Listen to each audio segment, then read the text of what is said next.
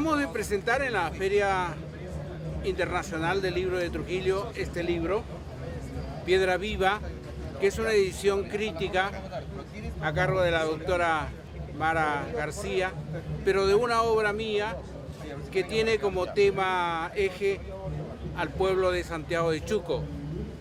Habíamos dado esta cita para firmar ejemplares, pero es una oportunidad también de hacer esta grabación respecto a esta obra, para cuya presentación la doctora Mara ha venido desde Utah, de Estados Unidos.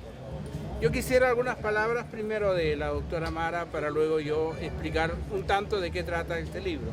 Sí.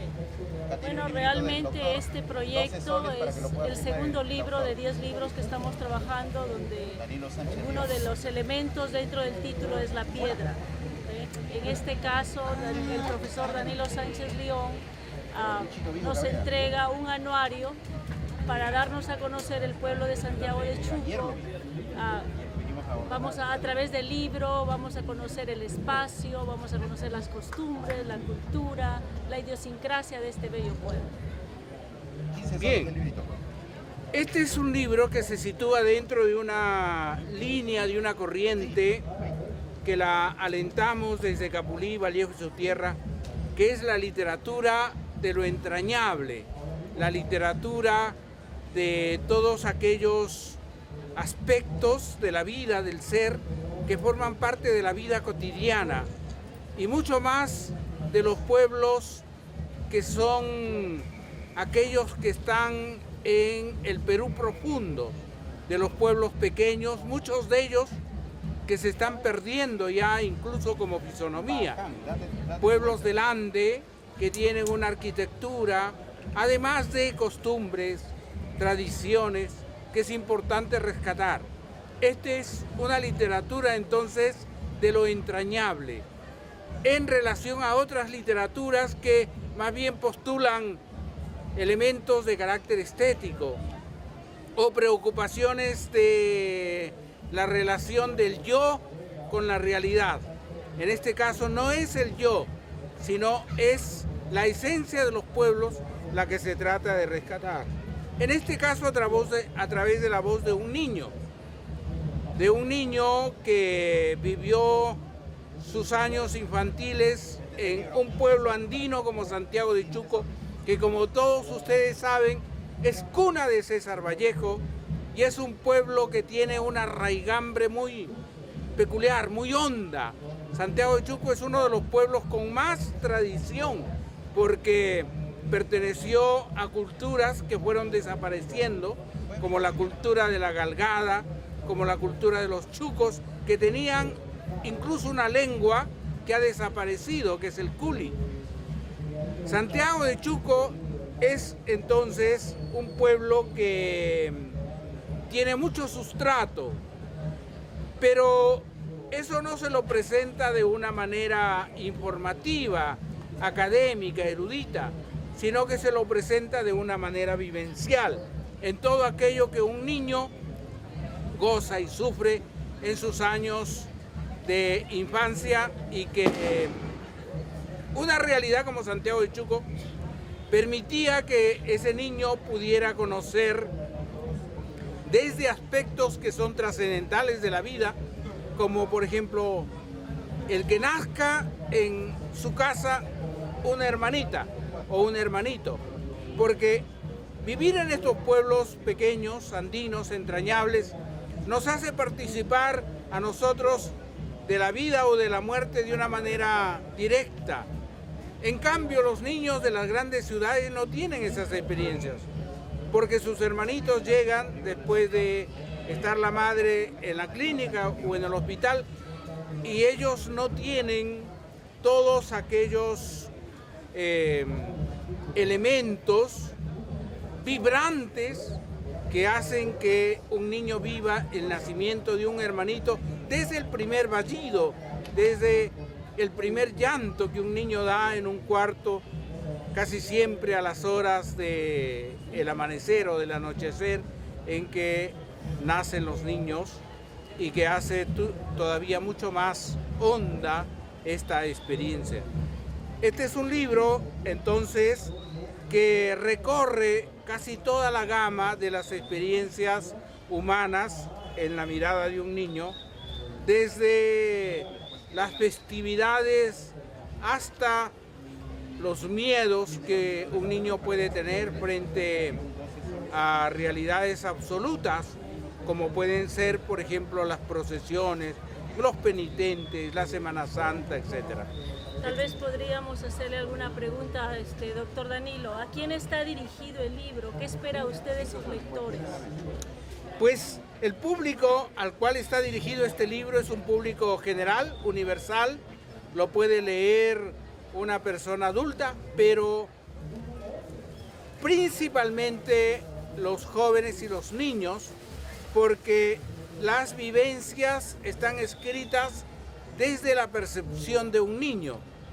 Y es una literatura directa, fácil, sin lujos que la podrían hacer intrincada. Y este libro, entonces, se ha repartido incluso en Santiago de Chuco a niños y jóvenes, y yo he recibido ya algunas cartas de niños y jóvenes en donde se sienten identificados, pero también lo han leído personas de mayor edad, adultos, donde me dicen que les recuerda su infancia y que han gozado totalmente con este libro.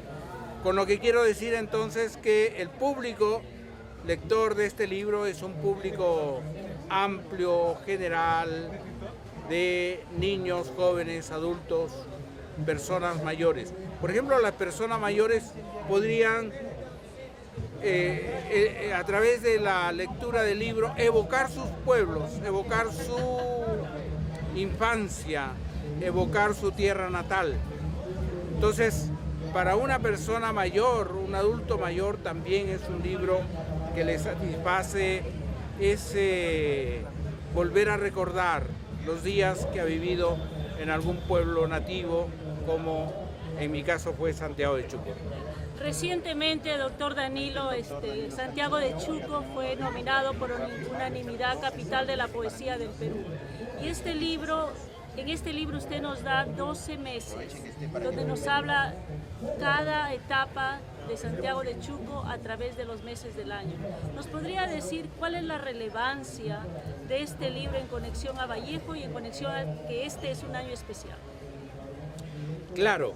Por ejemplo, este libro es una especie de calendario cívico escolar, pero no un calendario cívico escolar informativo de datos, de los acontecimientos escritos despersonalizadamente y de manera fría, de manera escolarizada, sino que es las efemérides, pero vividas por un niño, no desde la tribuna, desde donde se celebra esa efeméride, sino desde el rincón, desde la vereda, desde la calle donde se enfila un niño cuando participa en un homenaje a la bandera, por ejemplo.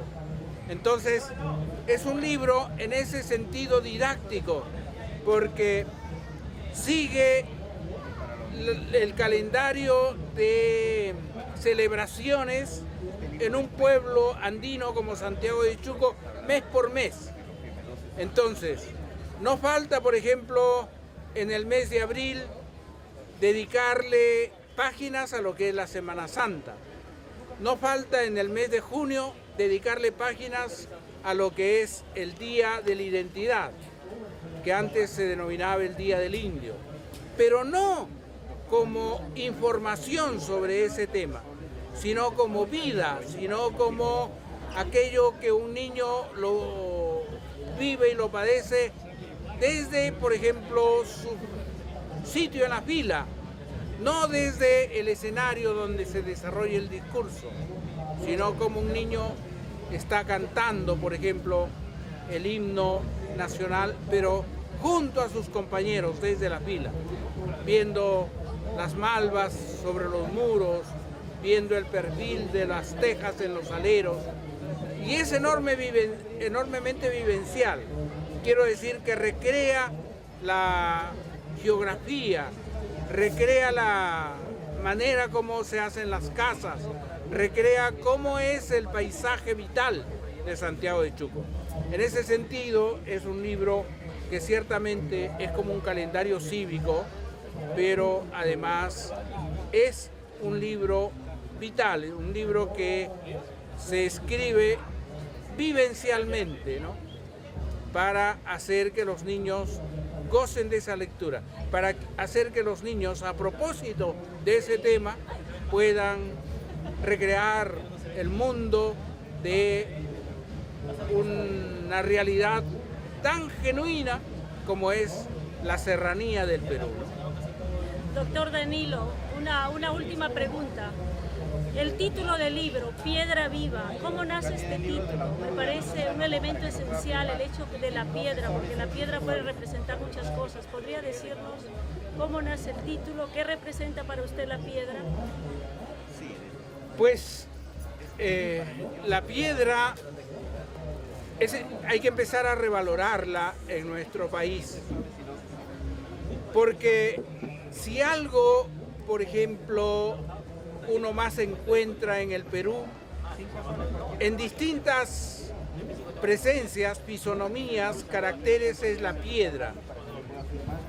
Y muchas veces nosotros, cuando no revaloramos lo nuestro, decimos cómo en vez de piedras hubiera, por ejemplo, bosques, o cómo hubiera otra realidad, como decir, cómo no hubiera aquí un lago o un mar. Tener esa actitud ya es estar atrofiándonos, porque es como no apreciar lo que somos o lo que tenemos. Entonces, en el título de este libro, Piedra, en primer lugar hay un rapto de valorar lo que es nuestro, de darle sentido, de adherirnos a una realidad como es aquella que caracteriza más al Perú, la piedra. El Perú es un país piedra. Lo encontramos en las rocas, lo encontramos en las montañas, en las cordilleras de los Andes, pero en cualquier lugar hay piedras.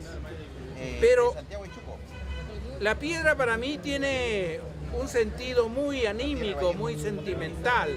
La piedra para mí no es inerte, no es un ser que no sienta o que no se conmueva, y es más, que no piense. Para mí la piedra es viva, son como almas que están allí dentro de una realidad, de un arrobamiento, y que contienen sabiduría, y que nosotros debemos de tratar de oír, debemos de tratar de hablar, debemos de tratar de leer las piedras para adquirir esa sabiduría. Hay entonces, dentro de esta denominación de piedra viva, esta adhesión a una realidad como es la nuestra, pero también es reconocer que en presencias tan absolutas como las piedras hay voces a las cuales nosotros tenemos que rendirle el tributo de nuestra atención y tratar de escuchar todo aquello que hay en las piedras. Realmente quisiera felicitarle, doctor Danilo Sánchez León, porque a través de su libro podemos conocer la tierra del Bate Universal César Vallejo. A través de estas líneas podemos penetrar y sentir e identificarnos más con nuestro Bate Universal. Gracias.